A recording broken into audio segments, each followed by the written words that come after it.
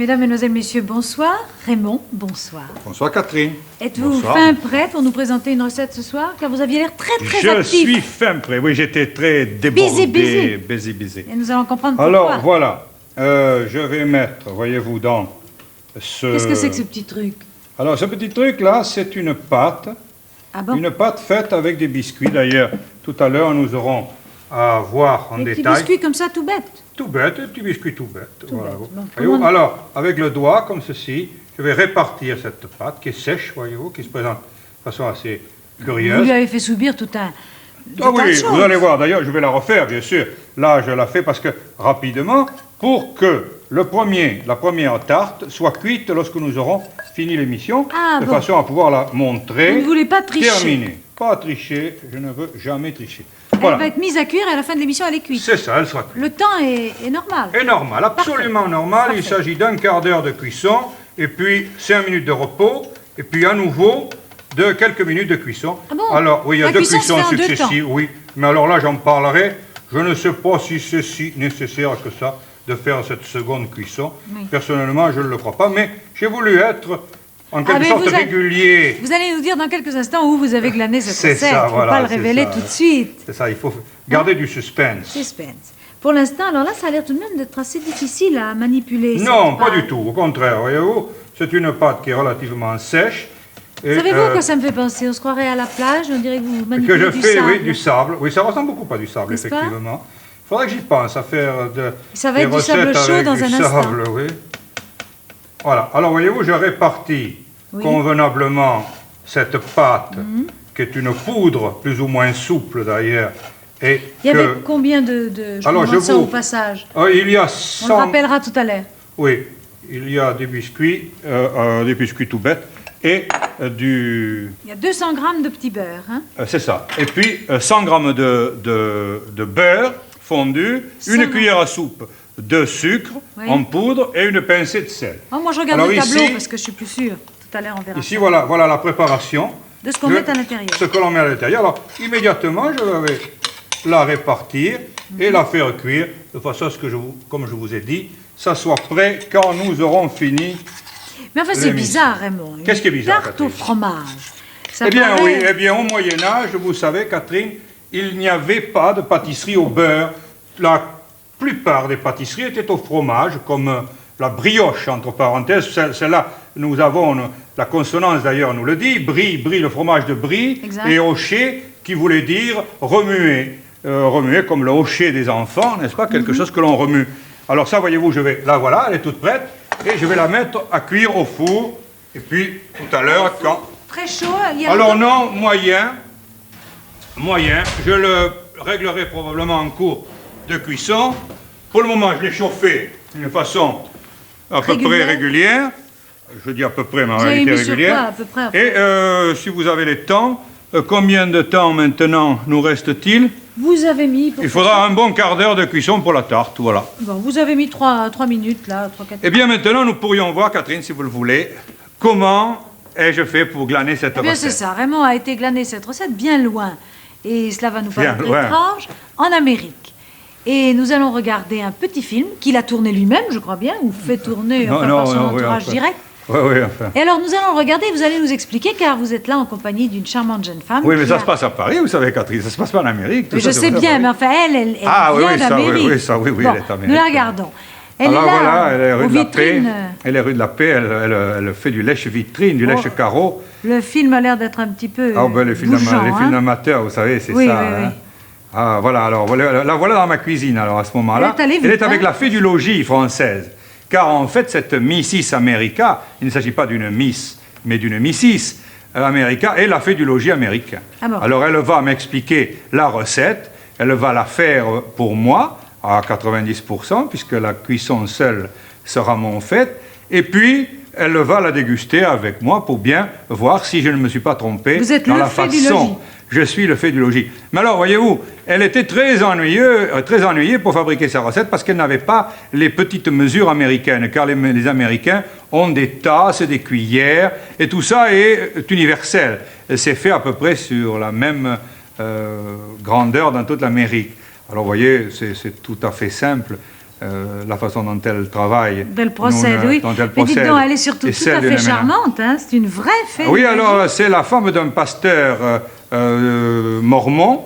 Ah, comment? Oui, oui, un pasteur mormon. Je pensais que les mormons étaient polygames. Polygames, oui. Et je lui ai demandé s'il en était ainsi, mais non, il paraît que non. Ils sont revenus à la monogamie. Elle est d'une bonne taille, hein? Elle est d'une bonne taille, avec les talons aiguilles et la coiffure un peu élevée. Elle était plus grande que moi. Mais regardez la fée du logis française, qui est une charmante jeune femme du Nord.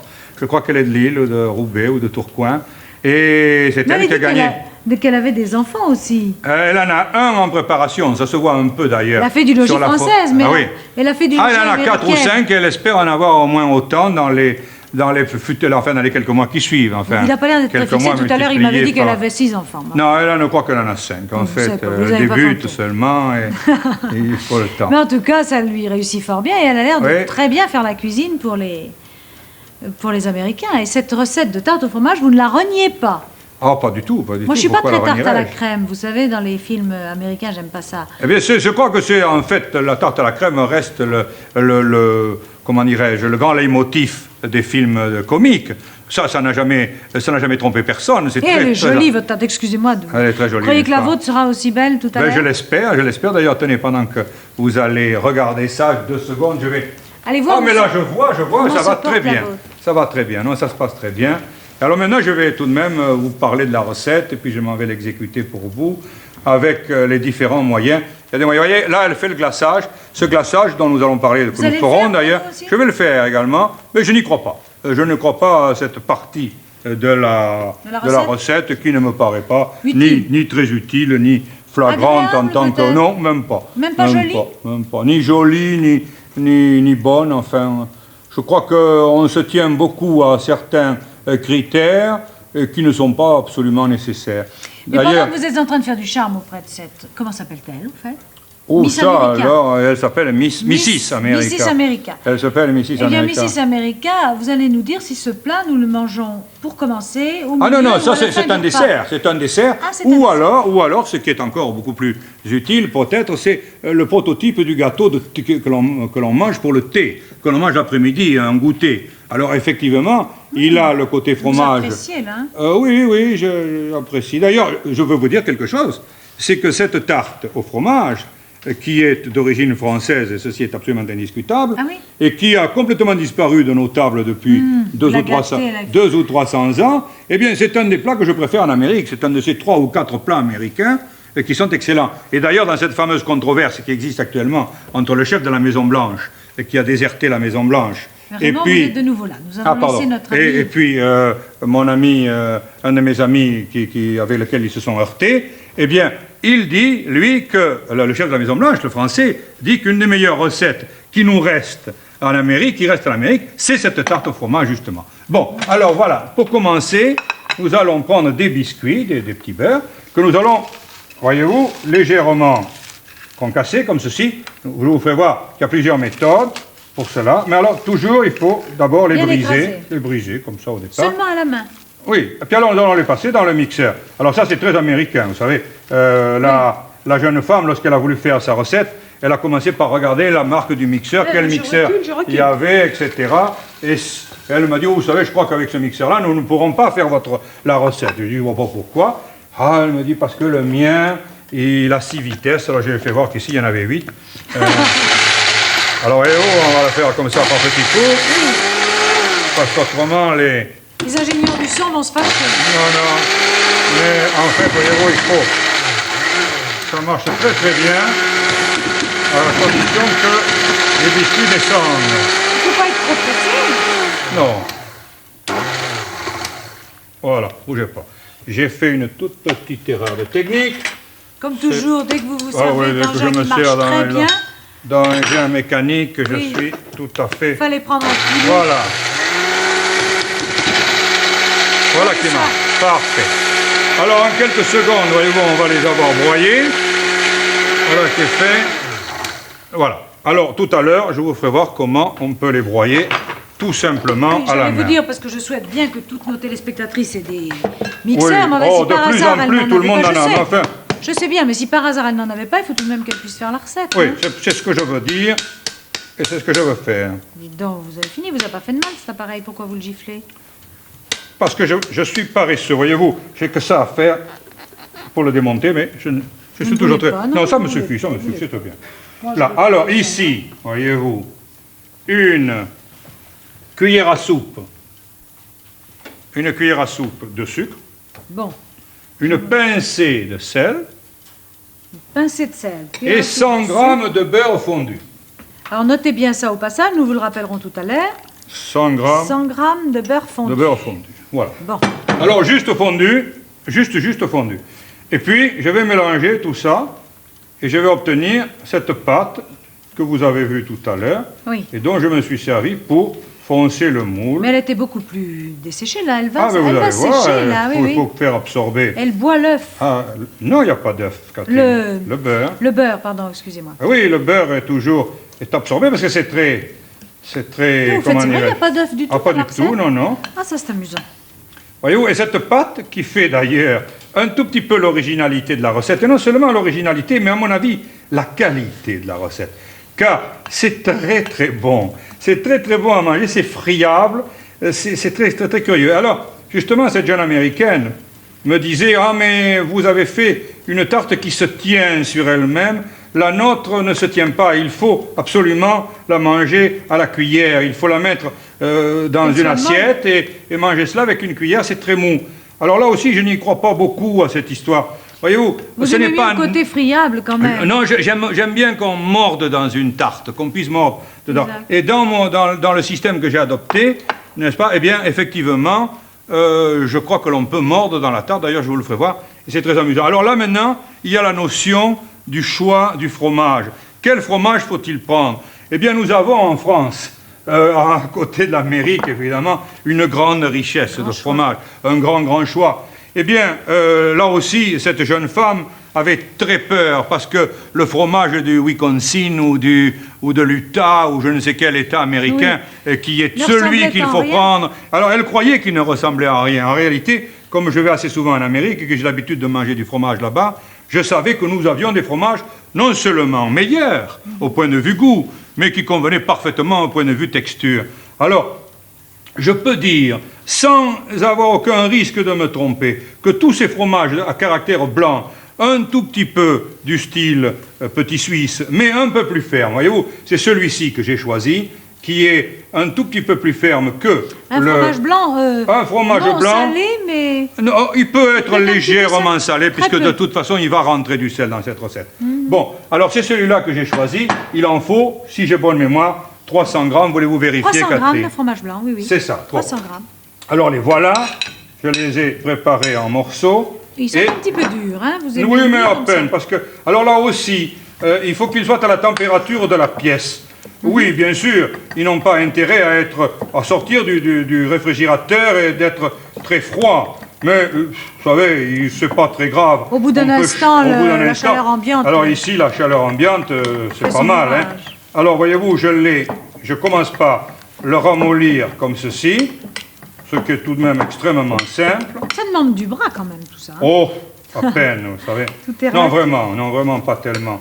Alors là, je vais prendre une spatule en bois qui va tout de même me permettre de faire cela très aisément. Je suis surprise que vous ayez ramené une recette des États-Unis qui vous ait vraiment séduit, parce que d'après il y en a beaucoup de recettes qui m'ont séduit aux États-Unis. Il n'y a pas que celle-là, vous savez. Ils ont des recettes extrêmement amusantes. Ils en ont assez peu. Voilà la vérité. Et la plupart du temps, on s'aperçoit qu'elles sont elles sont venues en Amérique par le truchement de, je ne sais pas moi, des cuisiniers. Non, même pas des cuisiniers, des pionniers du Canada, comme, je ne sais pas, Frontenac et autres. Autrement dit, vous avez retrouvé vos recettes, mais quand vous amenez les vôtres, elles sont... Vous donnez 2 œufs, je vous prie, Catherine. N'importe lesquels? Alors, n'importe lesquels. Alors, voyez-vous, là-dedans, il va rentrer du sucre. Pardon, merci. Alors il y a 2 œufs.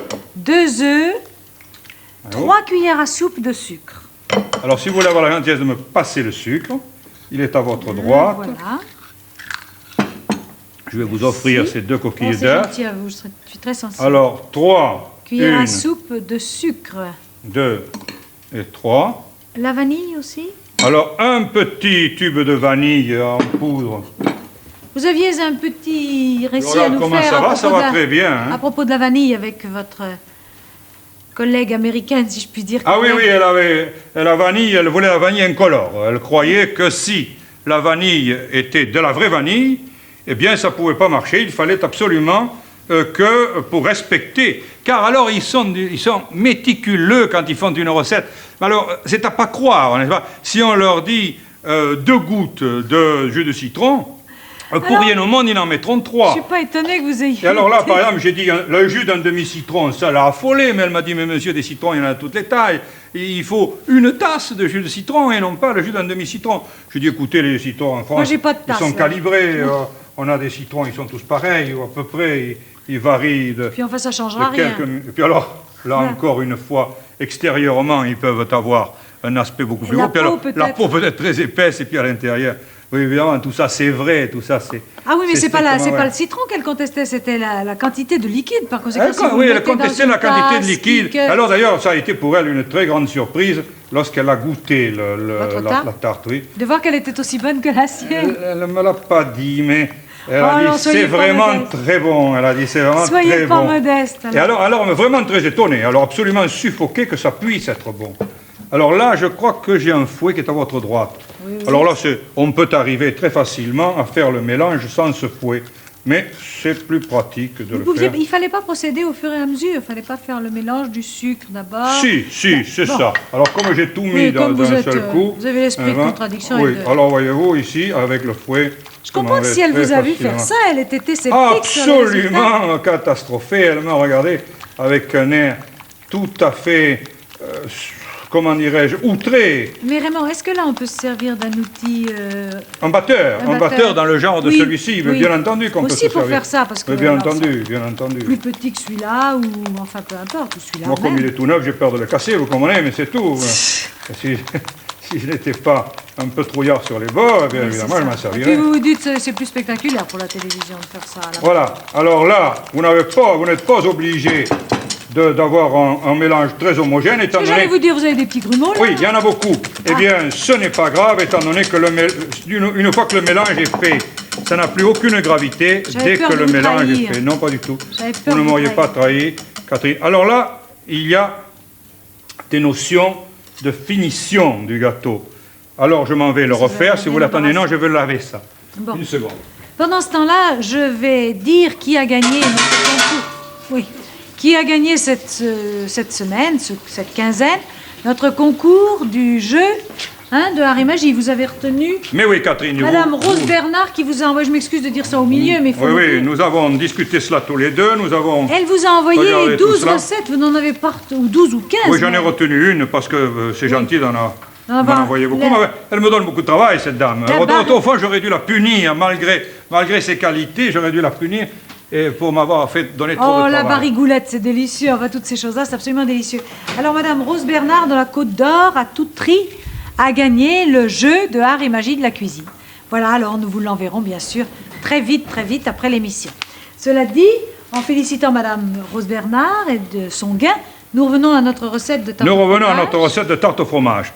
Alors là, nous allons la refaire maintenant, tout tranquillement. Nous avons du temps. Vous recommencez encore une fois? Je vais recommencer une fois. Je ne comprends plus. Si. Remarquez que, si vous voulez, non, je ne vais pas le faire. Tenez, nous allons simplement faire une finition possible et je vais vous faire voir également comment on peut...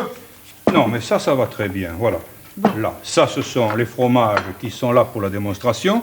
Là, c'est une assiette qui ne sert plus à rien. Oui. Et ici, ce sont des biscuits, des petits beurres. Alors, voyez-vous, sur un marbre ou sur une table, on peut broyer comme ceci à la main les petits beurres, et puis à l'aide d'un rouleau de pâtisserie, on peut... Un rouleau à pâtisserie.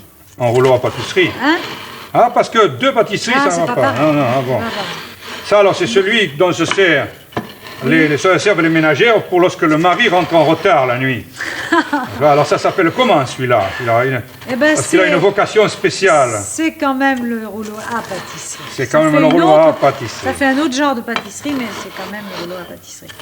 Dites-moi, alors on peut écraser ça comme ça? On peut l'écraser comme ça. Alors, évidemment, ça prend beaucoup de temps. Avec une bouteille aussi, avec une bouteille, bien sûr. Oui. Si on est pressé, il vaut mieux se servir de ça. Avec, si on est pressé, il vaut mieux se servir de ça. Oh, ça, il vaut mieux de toute façon, mais enfin... Bon, Raymond, de toute façon, vous voulez bien aussi, dès que vous allez avoir fait ça, et en nous faisant la recette, qu'on rappelle exactement ce que vous avez mis dans votre recette? Ah oui, bien sûr. Parce qu'il nous reste que 5 minutes et... Bon, mais il faut d'abord que j'aille chercher, moi. Et puis que je vous fasse voir comment...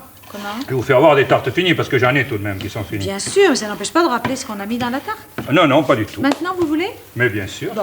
Alors, nous allons rappeler qu'il faut 200 grammes, c'est ce que vous venez de faire là, 200 grammes de petit beurre que l'on écrase de la manière que l'on préfère.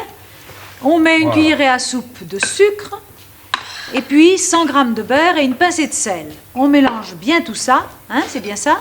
C'est tout à fait ça. Et puis, et alors on mélange bien jusqu'à ce que ce soit homogène.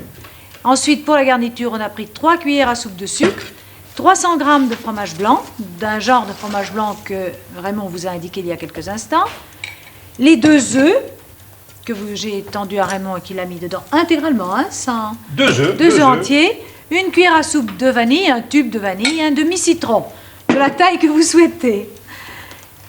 Et puis après, nous allons passer au glaçage. Notez, si vous voulez, qu'il va vous falloir une cuillère à soupe de sucre, 2 cuillères à soupe de crème et une demi-cuillère à café de vanille. Mais là, nous allons y revenir dans un instant. Ici, oui, je vais me livrer à la préparation du glaçage. Alors, j'ai mis une cuillère à soupe de sucre dans un petit bol. Et dans cette cuillère à soupe, je vais ajouter une cuillère à soupe de crème. Une bonne dose. Et c'est fini. C'est tout pour votre glaçage. Mélange du tout. Bien homogène? Bien, oh oui, enfin, il suffit de bien remuer. Et puis nous allons opérer le glaçage tout de suite. Voilà. Sur la tarte que vous avez terminée lorsque nous avons commencé l'émission. Vous promettez que c'est bien la même? Oui, c'est bien la même, hein, vous ne l'avez pas... Ah oui, voilà, alors voyez, elle est prise. Oh, elle est cuite, vous allez voir d'ailleurs. Il ne faut pas une minute de plus. Normalement, je devrais la laisser reposer. C'est ça, c'est ce que comme ceci, 5 à 6 minutes.